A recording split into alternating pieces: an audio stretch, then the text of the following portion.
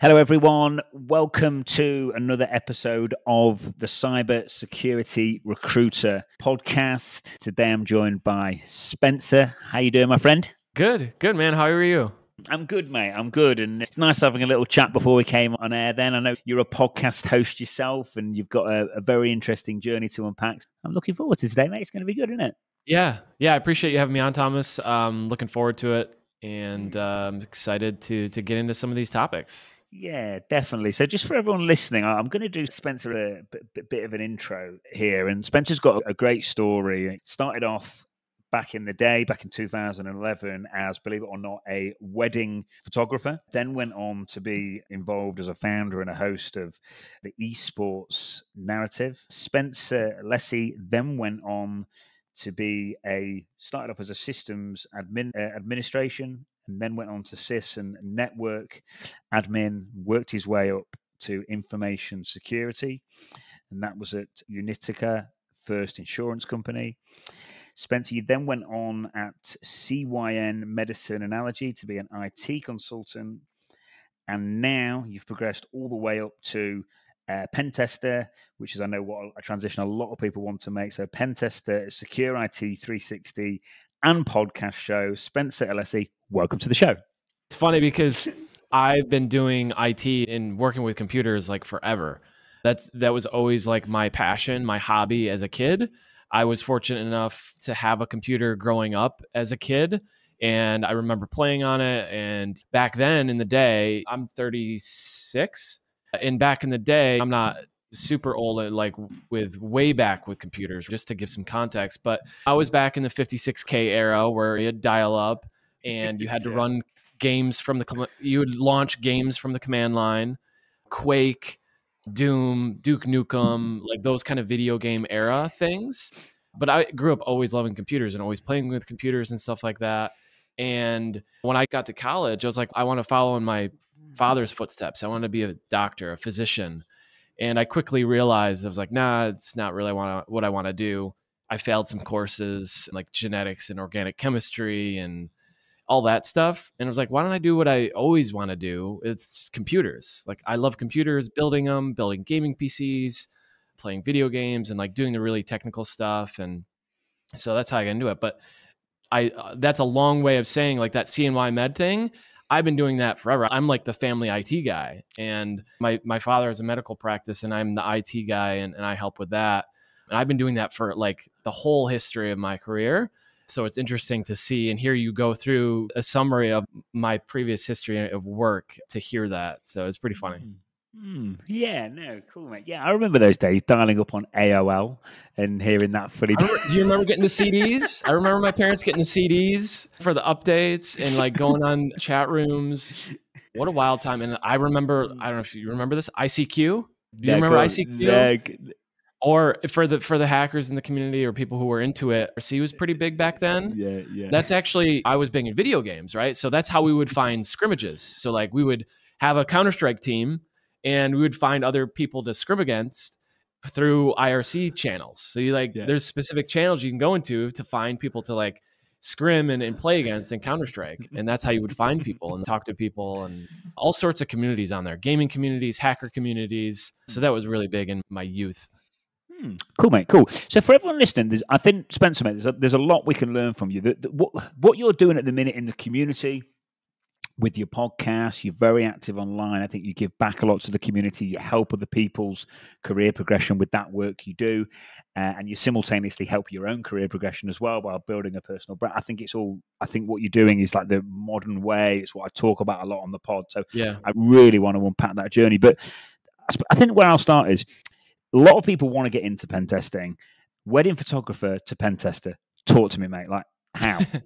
Yeah, the wedding photography thing, that was a complete passion project of mine. I've always been interested in photography, in kind of the art and creative side of work.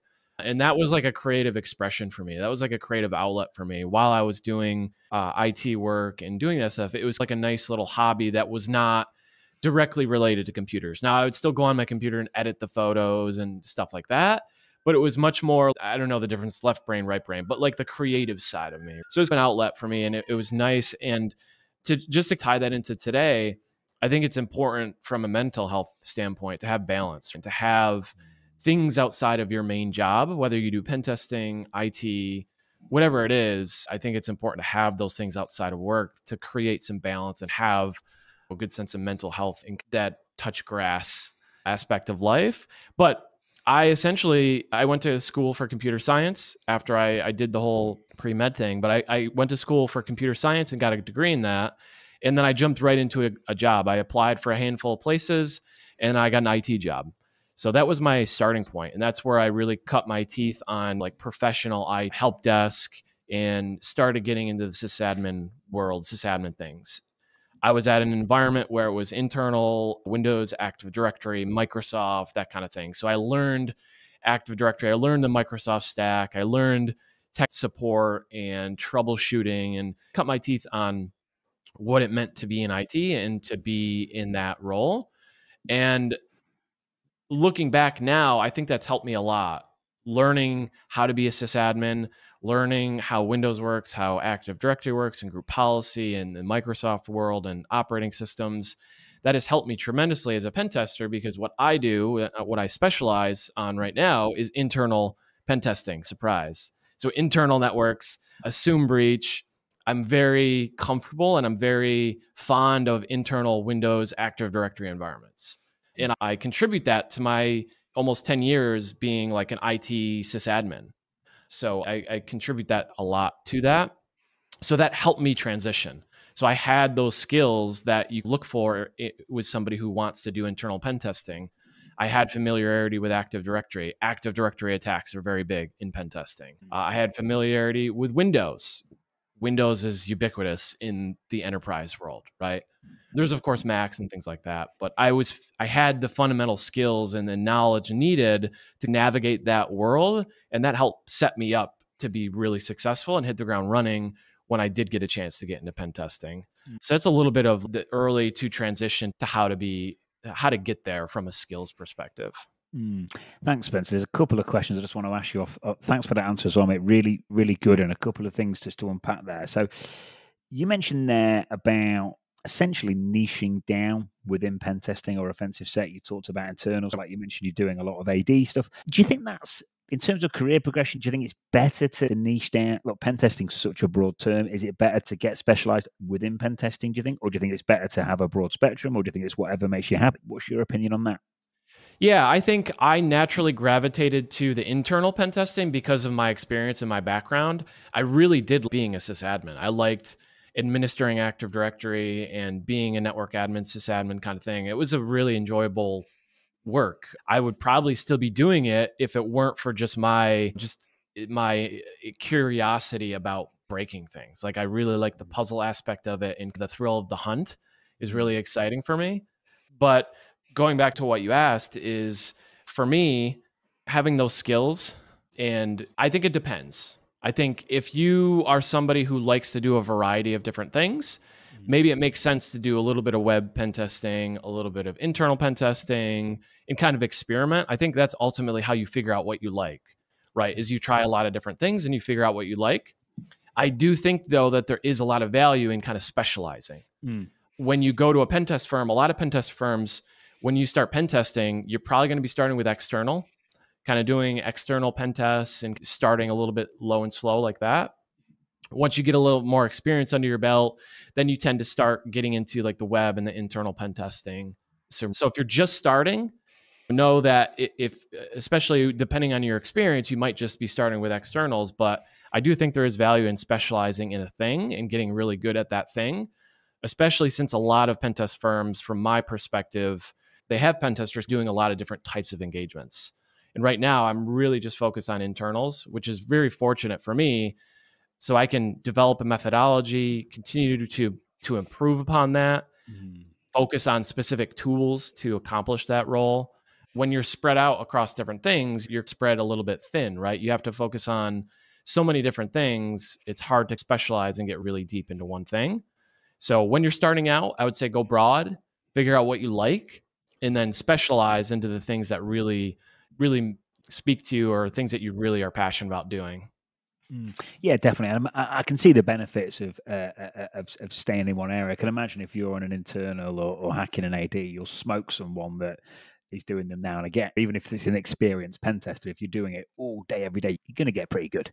And there's a lot of sub-disciplines within each of those areas. With internal pen testing, the natural progression is like internal pen testing, like a traditional network pen test, to assume breach, to red team.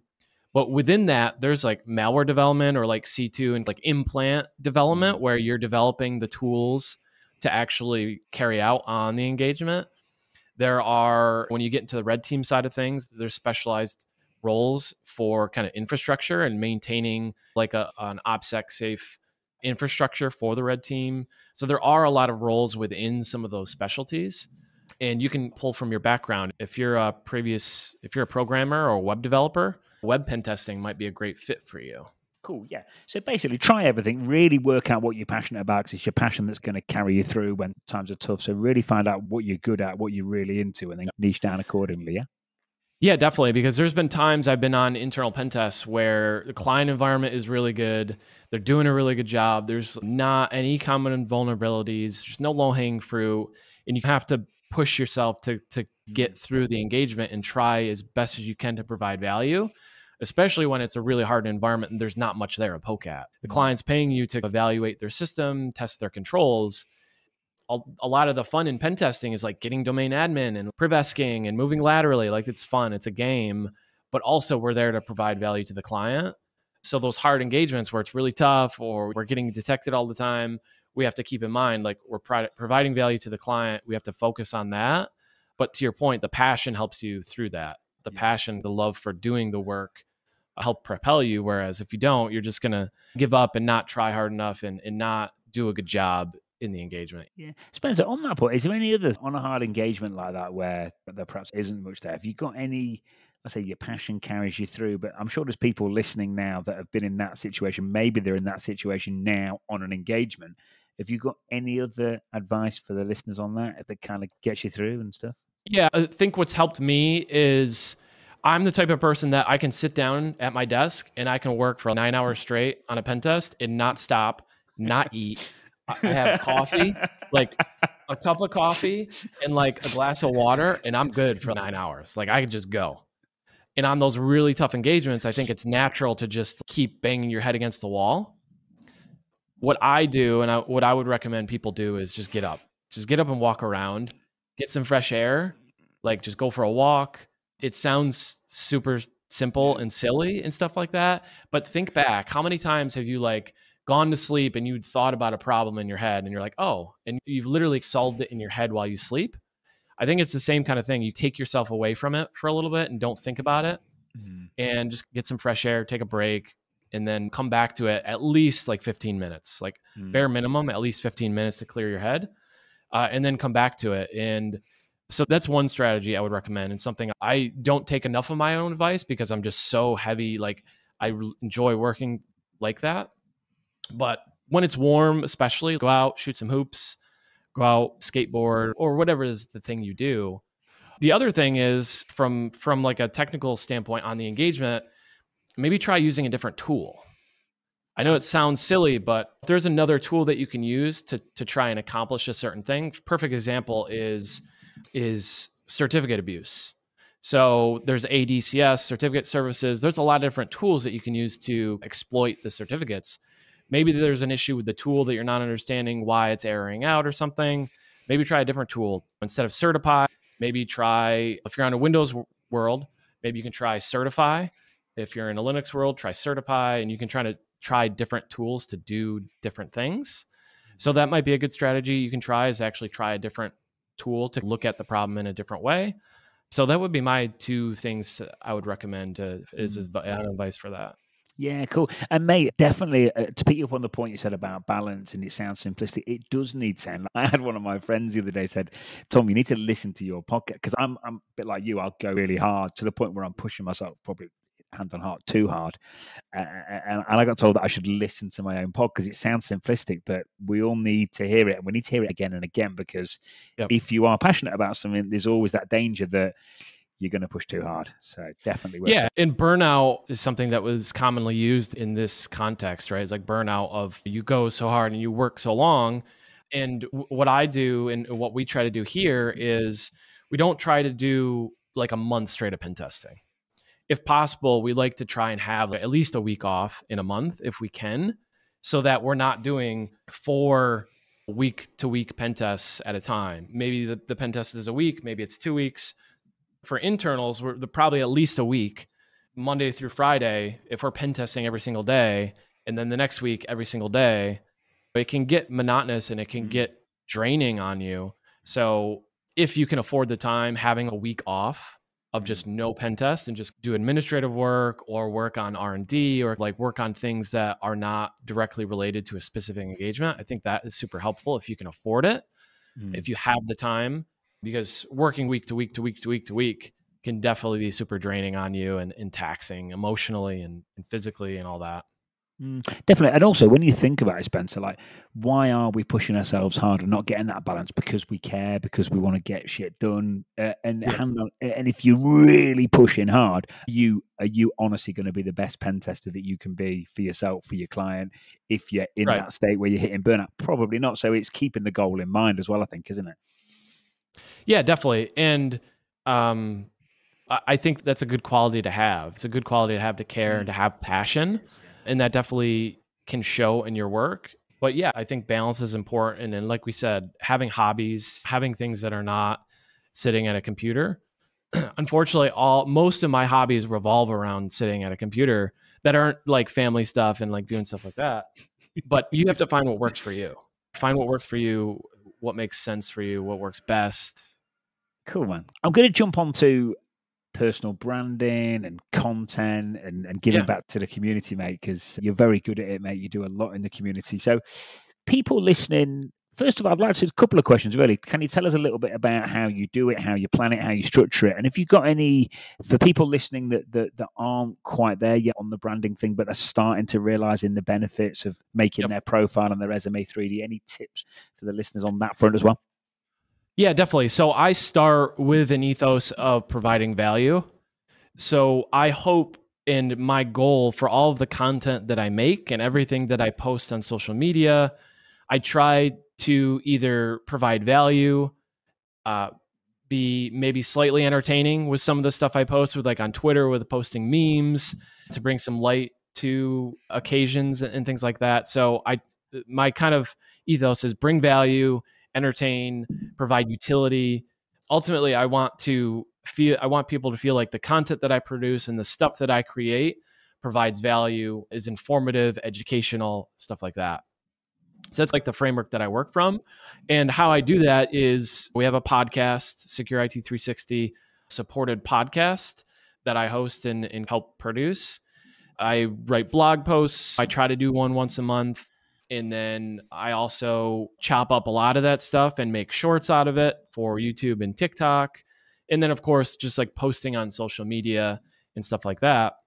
So that's what I do. And how I do it and how I like to think about it from a content perspective is you start with kind of a pillar type of content. So a podcast like this, or some sort of show or video you do on YouTube, some sort of long form piece of content that you can then take and chop up for social media. So you get the highlights or you get little bits and pieces of it, and then you post those little bits and pieces to YouTube, to TikTok, to LinkedIn, to Twitter, and you do it in different ways.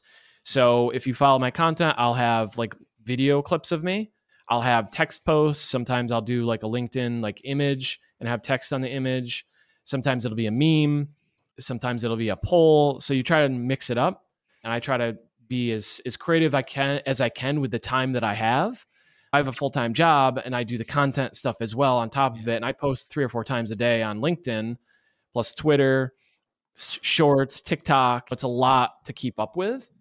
So it is a lot of work, but the value of it to me is creating a personal brand so that I'm not beholden to any one thing. If I decide that I want to start looking for another job, or if I want to move to a different industry, even if I want to get out of computers altogether and go to a different industry, I still have some name recognition But also as a side effect, a good side effect of creating content is learning how to speak more clearly and articulate your thoughts, especially when it comes to writing.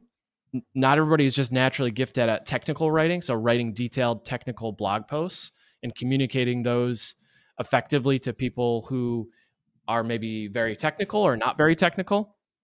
And all those things can help in your day job. If you're a pen tester, you work in cybersecurity, learning how to communicate better, learning how to write technically, learning how to speak and talk about something and kind of ad lib or think on your feet, so to speak, is a really good quality to have and can help you very much professionally. Yeah, no, definitely, mate. And by the way, mate, like to do that consistently, I know how hard that is.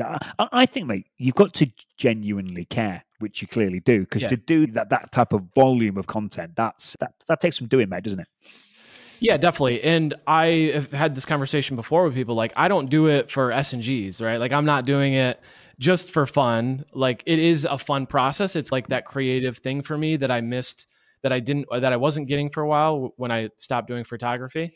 So it is like that creative outlet for me, but also it's like for direct results. Like, I want to increase the awareness of who I am so that if I ever leave SecurIT360, or if I'm looking for a new opportunity somewhere else, or if I want to start something, maybe I want to start something on the side, t-shirts or stickers or stuff like that, I have some sort of awareness of people who I am, so that I'm not going into a conversation cold with people. You're like, oh yeah, I've seen your stuff online. It's all cool. So there's a lot of benefits to it. And I do it for that and for kind of the enjoyment of putting it out and providing value to people and them using the stuff that I put out or the things that I say and implementing that in their lives or in their security stack.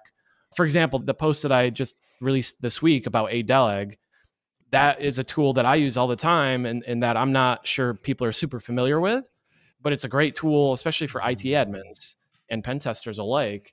And I like calling stuff out like that and creating content around stuff like that to help people.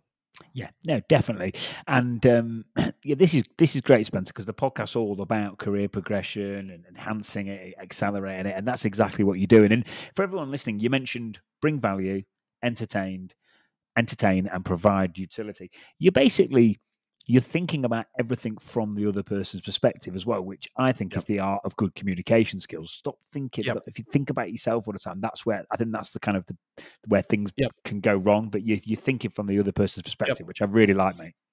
Yeah, and I think it's definitely okay to like humble brag. I got a promotion in stuff like that, or I moved to a new role, or I achieved this milestone. Like, those things are good and awesome. If you're posting on a regular basis, I think it's helpful to, before you post, think, what value does this provide to the person that I'm trying to reach? Like, anytime you post something or you create a blog post, think, is this for me or is it for the other person? Does this provide value to anyone? And I think that's a good framework to be in if you're looking to do things like that. Would you bounce it around? Would you bounce it off someone else first, Spencer, before you post it? Or would you just check it yourself before, or a bit of both? Or sometimes I'll have people read some of the blog posts and stuff that I create. If it's like a longer form thing, a lot of the videos and like the snippets and the text posts and most of my stuff is just me going through my own filters. But once in a while I'll have a technical post that I have somebody like just take a look at. Am I completely an idiot here? Or is this, am I right in thinking about how this works? Or I'll ask questions for friends of, is this how this works? Or specific things within those posts and stuff like that, just to make sure I'm like, okay, is this really how it works? Am I wrong on that?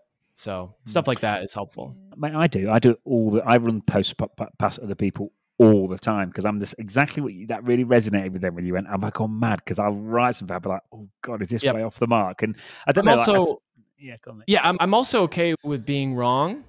And I think that's something that's really difficult. It's not something it was easy to get through. And it's still hard at times, especially when you're talking about technical subjects. Nobody wants to be wrong and be called out. And I hated that when I was younger and coming up through IT. Like, I never wanted to be wrong. I always wanted to be right. I wanted to be the one with the answers. And I think that comes with maturity. But I think when it comes to creating content, I think you're going to be wrong sometimes. Like, you're going to have wrong information, or you're just going to misunderstand how something works, and somebody's going to try and correct you, or give you some information about how you missed this thing or you're wrong. I think it's helpful to be okay with being wrong and being corrected. Because if you're on the internet, there's going to be people that hate. There's going to be people that like, actually, that's not how it works. Let me tell you, there's going to be people like that, especially if you're producing content and making stuff. But you have to have a thick skin and be like, it's okay to be wrong. It's okay to make mistakes. I think you handle it and say, yeah, you're right. This is wrong. Like I misunderstood how it worked, and you move on. Definitely. So I think that's a really important point, mate. No way is everyone going to like you. And if they do, you're probably not giving a big enough opinion. So yeah, no, you can't be able to everyone. And I think people, talking about from a job perspective, I think people look for that in candidates or people that they're hiring. Take two people with the same skill sets.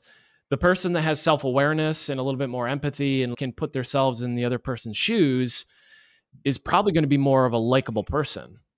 If you're in an interview and you don't think about the interviewer at all, you don't ask them questions, you don't talk about how you can bring value to the organization, or you don't have any self-awareness to feel what the other person is feeling, I think that can go a long way of coming off as somebody that somebody would like to hire.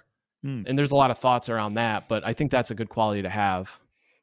Yeah, definitely, mate. It brings me on quite nicely because I know I think we were speaking about 2 or 3 weeks ago, mate, and we were talking about interviews and questions to ask and stuff like that. So what tips and advice have you got for when you're in an interview? What advice have you got for questions to ask and doing the right thing whilst you're under the spotlight, mate, on the dance floor, as it were, during an interview?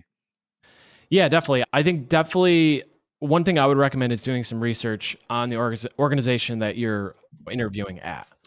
And something that I did was do a little bit of research and then have some questions to ask the interviewee in the interview, right? Because you're interviewing the company, the organization, just as much as they're interviewing you for a good fit, right? They're going to want to discover your skills, your talents, your work history, and kind of talk through, is this person the right fit?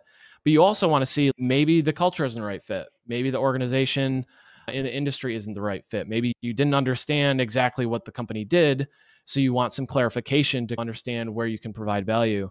So I think having some questions to ask the interviewee about the team that you're joining, the organization itself, how things are run, stuff that can help you get a sense of the team or the environment that you're walking into, I think is a really good thing to prep beforehand. And that comes down to doing some research and maybe talking to some people that have experience and maybe even talking to some people at the company. If it's a big company, maybe there's people that you can reach out to and say, hey, what's the culture like? What is it? What are some things that I should be aware of before I walk into this interview that I might want to know about, or questions I might want to ask before I get there? So I think asking questions, being curious is a good kind of an interview strategy to get a sense of what's going on there.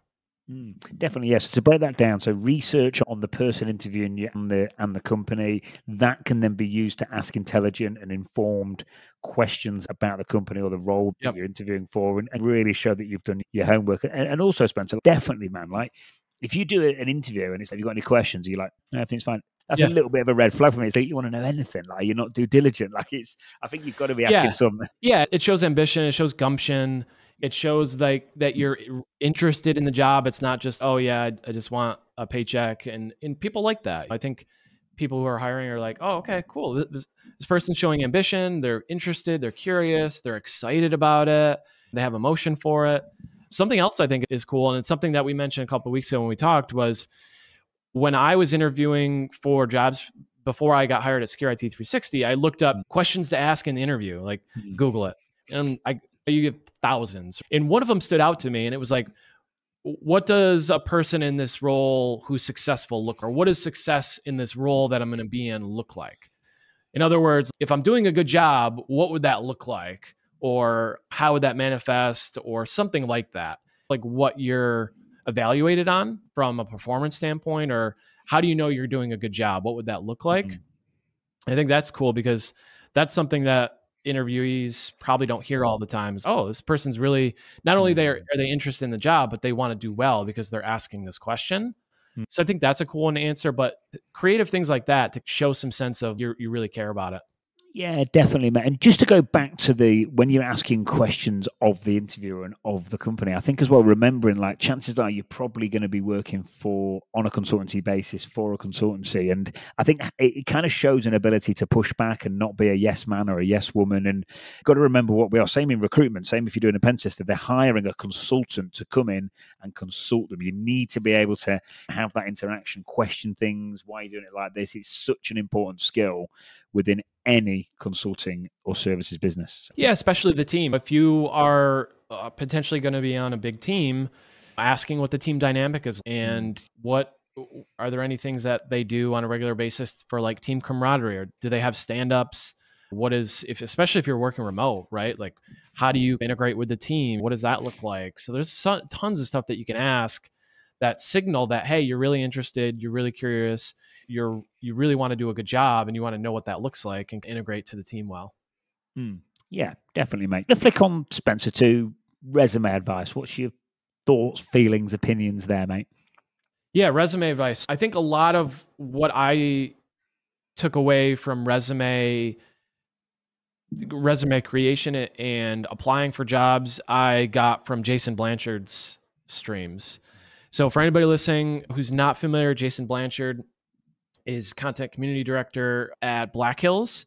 And I think he started it during COVID or maybe shortly before.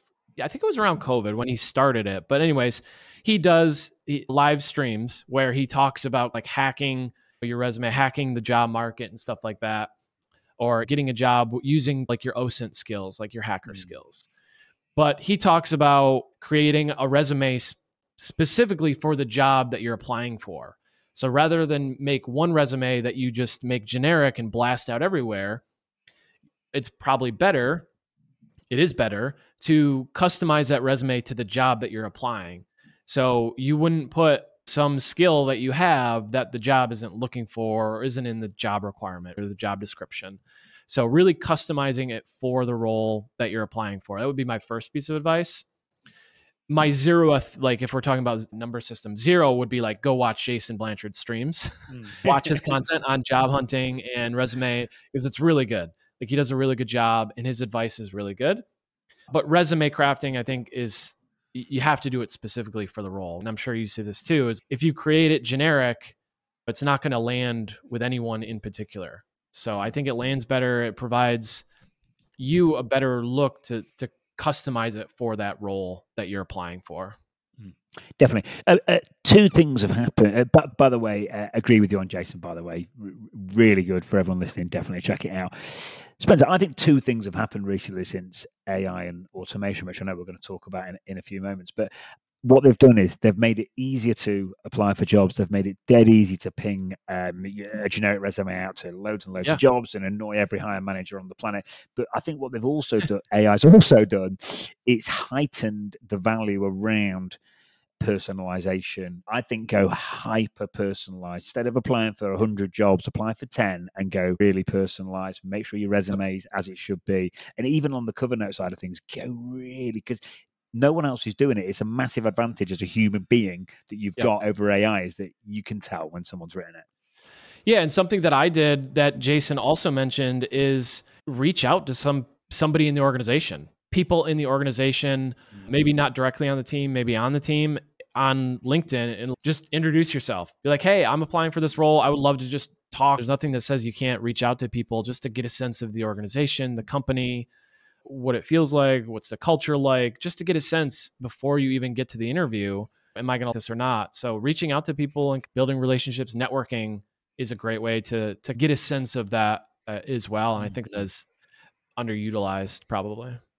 Definitely. I think in a way, like online and LinkedIn, it's kind of democratized a lot of things in the job world. But, if I think about recruitment, mate, years ago, you had to have a full-blown black book, or that was that. Whereas now, that's still true to a certain extent in certain sections of security, but it's a lot more freer. Everyone's really accessible. And again, because everyone is so accessible, everyone's hitting them up. So again, that leads us back to the personalization piece. But cool, mate. Yeah, go on. Sorry, Space, you're going to say something then? No, I was going to say, and everybody on LinkedIn gets like DMs from everybody. If you're on LinkedIn, you're getting DMs, right? Like cold DMs. People wanting to sell you something or thinking you are in a position to buy stuff, or they want you to buy a certification and they're like, by the way, don't do that. So the ones that resonate, there's been a few who have cold DM me on LinkedIn. I'm like, that's a creative cold DM. So be creative about it. If you are going to reach out cold to someone, do a little bit of research, figure out something about them, make it unique to them. Don't just copy and paste to everyone. It's going to resonate more and land better if you take a minute or two to figure out something about them. Be like, hey, I saw you liked the Yankees. Like, I'm a huge Yankee fan. Like, I've gone to every whatever. Make it personable and reach out to the human person of it. Don't just say, hey, love to chat. Sorry, don't have time. Yeah, 100 million%. And also, I think we talked about it with your content earlier, Spencer, but be consistent and sustainable. Don't listen to this podcast, get all excited, send out 100 personalized DMs, then never do it again. Do something that's sustainable, realistic, the compound effect of sticking to something. Same with content, same with the podcast. The brand builds, everyone underestimates the long-term benefits of the compound effect of doing something consistently. Content is like investing. You start out small and then you build and build and build, and it takes a while to get traction. But once you do, it's exciting because you see a lot of people reacting, feedback. That feedback is a great way to improve yourself, improve your content. So the goal for me is create content as much as I can, get feedback from that, improve upon it, and create content on top of that, and make that a cycle of constant improvement. Getting better at communicating, getting better at providing value. And it's a similar kind of thing for kind of job hunting and stuff like that. And it's not easy. You have to practice at it and work at it. You do, mate. You do. And you have to believe in the kind of long-term benefits for you and for everyone else, which are definitely there. But you have to have that belief. And also what you do, mate, you're building like a force field around you and you're providing security and stability. Everyone knows the market is rocky at the minute and all sorts has been happening. I'm willing to bet that anyone with a strong brand has got 10, 20, 100 times more chance of being okay in a rough market. The benefits are endless for you and for other people. Yeah, and definitely one thing I would say is try not to expect anything in return. Like, people don't have to reply to you. They don't have to take a meeting with you. Don't go into it DMing 100 people and expecting that all of them are going to message you back or that they're going to meet with you. I think a good way to do that would be just to go into it expecting to build a relationship. Think of it like that. Like, you want to network because you're interested in the person, what they do, their job. Go into it like trying to make a relationship with the person as opposed to trying to get something out of it, because people can see through that. When you get an email, a cold DM, we know the person just wants a meeting so they can pitch us. If you go into it like thinking about building a relationship with somebody, it changes the dynamics of it, I think. And I think that can help you be more successful in that. If you're just looking to connect, you're not trying to extract something from them or get something from them immediately. I think that can be helpful. Yeah, definitely. Just taking a longer term approach, mate, isn't it? It's, yeah, definitely. Yeah. We've talked about it a bit. AI, automation, differences of opinion in security and offensive security right now. What are you up to, mate, in terms of AI and implementing it into your pen testing methodology? AI is a big thing. And I think, like we talked about a couple of weeks ago, I think there are really fascinating, really cool ways to use AI right now. I think there's clearly a lot going on. And this is a long tail for me. Like, AI has fundamentally changed how we work permanently, much like the internet has changed the world.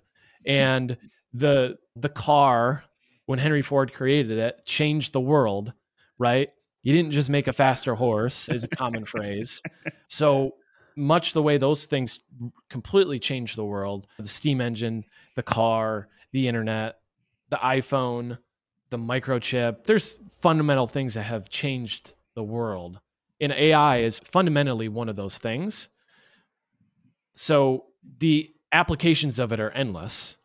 For the short term, I think there's a lot of gold rush happening, right? There's a lot of like people, they sense blood in the water because they can make a lot of money with AI. Same way people thought about NFTs and crypto and real estate investing before the real estate crash and like all those things, right? There's trends here. So there's that happening. But as far as like practically using it, I think it's really interesting to use it to help you think a little bit better or to think through a problem, not necessarily to give you the commands to run when you're pen testing. Because you can just go to a wiki or the commands are out there. It's really the thinking behind it. So how do I think about a problem? How do I approach this vulnerability, right? Let's say there's a vulnerability in a system. Maybe you can use it to help you think through the problem better to say, okay, how can I attack this thing that would allow me to like execute code or whatever it is you're trying to achieve. So that's one way that I like to use it, is just to help think through the problem a little bit better than maybe I could, or to help me see things that I'm not seeing initially. I don't use AI right now just to spit out code snippets for like actual pen testing. That being said, like it can help you prototype some code really quickly, which is really nice. And a lot of it isn't, but that's somehow I'm using it right now, is just quickly prototype something, come up with ideas for podcasts and content and stuff like that, help me think about content, and also help me think through problems a little bit better than I would be able to on my own. Now, as like a whole, like a big picture, there is like AI, autonomous pen testing and stuff like that. And my personal feeling is we will get to a point where a lot of what we do, or a lot of what we know now, is automated and is done by some AI bot. I think we will get to that point. I don't think we're there yet. I think from my perspective, you still need that human element to be able to discern what is the risk of this thing, what is the impact to the organization, what does this vulnerability mean, and validate everything that you get out of it. So at a high level, I think we will see a lot of it in the future. In the short term, I think you still need a lot of the human element to weed through kind of the muck.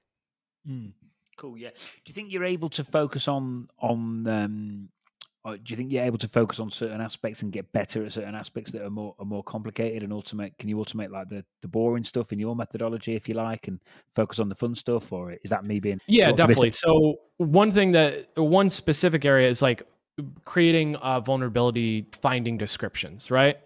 If we have a large library of findings in our database of things that we've seen before, we just pluck it out, put it in the report, add screenshots and evidence and whatever we need to do, and we're good to go. But if it's a new vulnerability, let's say it's not in our database, you have to go through, you have to write out the description, you know, what the solution is. So you want it to be detailed enough to know for the consumer of the pen test report to say, okay, I know what this issue is. I know the impact of it. I know how to fix it. And here's some evidence to describe what that is, where to go to look for it, that kind of thing.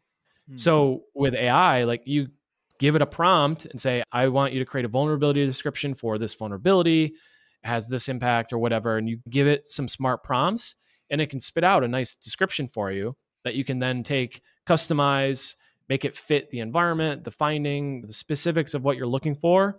And then when you're creating finding descriptions and stuff like that. And that's something that was really helpful to me. Yeah, definitely. But there's so much. It's such like a mental, crazy, exciting world at the minute. Like I feel like you mentioned Henry Ford and the car. It's like in the '60s, the Industrial Revolution, and like now we're in a full blown digital revolution. And it's kind of, there's a lot going. I think this time could well be looked back at as like a very interesting time. But there's fun to be had, and there's a lot of lot we can take from it, and a lot you can learn from it, and a lot of benefits, I think, to all of us, if you're prepared to roll with it and not resist it. Yeah, and somebody to follow in kind of the AI space who's doing a lot of discovery and research and interesting stuff is Daniel Miessler. And he's just at Daniel Miessler on Twitter, and he's on LinkedIn, but he's got a newsletter, like a membership called Unsupervised Learning. But he's recently just created an AI project called Fabric. And it's really cool what he's done and what he's created, and he's continuing to build on it. But so Fabric is this open source tool that you can use, and it's a whole bunch of AI prompts to help you do interesting things. One of his like little modules is to find meaning. So you give it like a video, or you give it a text or something, and you can find meaning in the article, or summarize a threat report. You can do all this fun stuff with it. So he's somebody to really follow if you're really interested in AI. He's doing a lot of creative stuff. He's following it very closely, and he's really in it. So he would be somebody to definitely follow if you're really into AI and learning about that stuff. Daniel Miesler Fabric, yeah? Yep. Cool. We'll get it in the show notes. Yeah. I was going to ask, but my next question was going to be mentors, thoughts, views, opinions. Who should we be looking at? There we go. That leads nicely onto it. Yeah, I think it's natural to look at people who are like in the role that you're looking for. So looking at other pen testers or looking at other people who are doing the job now and seeing what they did is a good way to do that. I think following people on Twitter and LinkedIn and just like engaging with the community is a good way to get free mentorship. Something that I always talk about in the context of this question is a lot of people online are, especially in the cybersecurity community, InfoSec, they're very happy to share their expertise, right? If you ask a question on Twitter or LinkedIn and you tag somebody and you're like, hey, I'm not sure how this works. A lot of people are happy to answer questions and it's like free mentoring, right? The catch is you got to do your homework first. So you can't just ask somebody to Google something for you. So do your homework and try and figure it out. But then if you do have questions, ask on Twitter, ask on LinkedIn, tag people. And a lot of people are usually pretty happy to share their expertise, their wisdom on that particular subject. So that's something I would definitely recommend is like a way to get free mentoring rather than DM somebody and be like, hey, will you be my mentor? Just do some research, ask online, and then you get the value of creating content out of it. They get the value of creating content out of it and talking about it publicly and sharing it. And they get to answer questions, show that they're smart on the topic or they have wisdom on this thing. So I think it's a win in that scenario. Definitely. And definitely to pick you up on your point about asking an intelligent question, don't ask someone you can Google, because I can just imagine picking someone up at the back end of a bad day and asking a question that you're just not going to get a good response or any. Yep. And it depends where you ask that question. If you ask a bad question on Reddit, prepare to be flamed like for all eternity. It's the same with Twitter. Like people will troll you for asking people to Google for you on Twitter. LinkedIn a little bit less because it's more professional. But yeah, definitely ask smart questions. Be thoughtful with your question. Don't just tag somebody randomly. Hey, have a thoughtful question or a prompt for someone that they would be curious to answer or be valuable for them to answer or to share with their audience and that kind of thing. Cool. Brilliant. Okay, my man. Just quickly on your podcast, Spencer, can you tell us a bit about that and people listening, what they can expect to learn and what value they can get from listening to your show? Yeah, definitely. So it's called the Cyber Threat Perspective. And it's, like I said, it's supported and produced by SecurIT360, where I work. SecurIT360 is a full spectrum cybersecurity consulting firm. We do cyber, that's all we do. And we have a podcast and we release episodes every week. And the goal of the podcast is to provide actionable advice or information or kind of dialogue or discussions around cybersecurity topics. Sometimes it's something happening in the news that we want to have some dialogue on or opinions on. A lot of times it's a specific topic. This week we did defense in depth. So Brad and I, the episode that was released this week, we talked about defense in depth. What does that mean? We use that term, right? We all use these words, but what does defense in depth actually mean? And how can you practically implement defense in depth in your organization? Sometimes we'll talk about incident response. Sometimes we'll talk about like how to scope a pen test. So we try to have some sort of topic that we can talk about that gives our perspective, that provides value to the other person listening. So hopefully they will walk away with a tidbit or two of information that they can maybe use in their organizations or something that they can implement. So that's the goal, is talk about different cybersecurity stuff, provide value, share our wisdom or anything that we can take away, while at the same time showing that we're smart and we know what we're talking about to build the brand and reputation and provide relevance and all that other businessy objectives as well. The main goal, though, provide value and in hopes that it comes back in return. Yeah, cool. Listen, it works, mate. You definitely spread awareness. I initially reached out to Brad because I just kept seeing Brad on my feed. I was like, I'm going to have to hit him up. Yep. Cool. All right, mate. As we come to the end here, Spencer. So we'll put everything in the show notes, by the way. So we'll put a link to your pod in the show notes so listeners can access it nice and easy. Fabric and the AI things that you've mentioned as well. We'll get that in there. Any other I don't know if you're a big reading man, or you're more kind of just consuming stuff online, but what kind of podcasts, books, or content are you consuming that's had the biggest positive impact on your security or offensive security career? I think probably the most influential person on my career, I would say without a doubt, is Gary Vaynerchuk, which I'm sure you're familiar with. Gary V, as he's known in the internet world. I contribute a lot of how I think about things and the way I try to do my content and the strategy around my content, and even a lot of the EQ aspects, like the emotional intelligence stuff, like the soft skills. I also contribute a lot to Gary and like his content, and to my upbringing and having good parents who taught me a lot of those things. So a lot of the stuff that he says resonates with me because of that, because I've heard it before and it's how I grew up. But he's one to follow if you're into like content, definitely a good follow.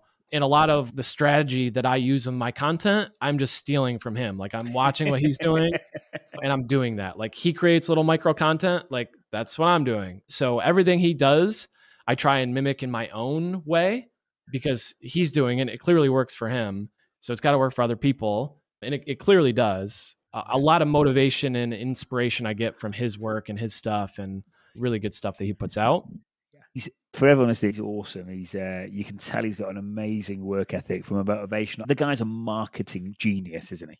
Yep. Yeah, and I haven't read a lot of books recently, but I will plug, what is it? The Cuckoo's Egg. There we go. The Cuckoo's Egg. So I was talking about this with some friends the other day, and I said the wrong book name. So that's why I was hesitating this time. The Cuckoo's Egg. It's not like an educational book. It's like it's a story. Like it's like a thriller kind of thrill the hunt chase where this guy is working at a university and he tracks like this international computer spy guy. But it's a very riveting story, especially on audiobook, which I listened to it on audiobook while I was on vacation. Super good story. If you haven't read Cuckoo's Egg or listened to it, it's like a very thrilling story and it's very exciting. So I'd definitely plug that. I don't have any other educational books or anything like that to plug though. Cool, man. Cool. One more question, mate. I've been told that I've got to keep these under an hour because it's easier for editing, but I'm going to go over an hour. But so what? But final question from me, Spencer. Plans? What are your plans for the future, mate? It seems like you're on an exciting personal growth journey yourself. What's the plans and goals for the next kind of year, 2, 3 years ahead?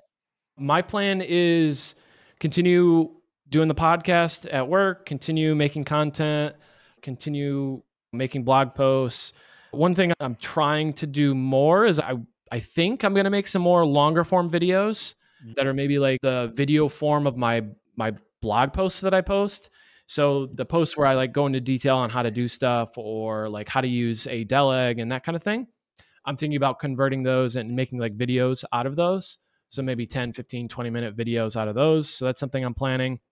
As far as other stuff goes, t-shirts and stickers is another creative outlet for me. Okay. So making t-shirts and funny t-shirts and stickers and stuff like that has been really fun lately for me. There's no margin in it at all, but it's like a creative outlet for me, something I can do that's not just strictly like computer hacking and stuff like that. So that's fun. So I'd like to do more of that and just content in general and go from there and network with people. That's something else that's really big for me this year is I'm going to hopefully try and be more intentional about networking with people, meeting with people in the community, just on Zoom. Hey, what's up? Chat, meet, put face to face to a name and kind of meet with people and stuff like that. Cool, mate. And if anyone does want to reach out to you, is that okay? And where should they hit you up? Yeah, definitely. I'm at TechSpence on Twitter or X, in Spencer Alessi on LinkedIn, YouTube. You can find me if you just search for me, and I'm on TikTok as well. So yeah, definitely reach out, follow me if you enjoy my content, and I would love to connect with y'all. Cool, mate. Cool. All right, Spencer. Cool. I think we about covered everything. We did okay. Yeah, awesome. This is super cool. I appreciate you having me on. I appreciate being able to talk to your community and people, and hopefully something I said resonated with somebody. They took a little tidbit away. And if not, hopefully you were at least a little bit entertained by the conversation. Definitely, mate. But yeah, Spencer, mate, thank you, mate. 100 million% a lot of value there. I think the way that you are going about things online, it's the modern day, it's like the modern day way of doing things. And a lot of the stuff that I talk about, you're doing, and it's great to see. And it's great to see the career progression that's coming with it. Thanks again, mate. And nice to see you, bro.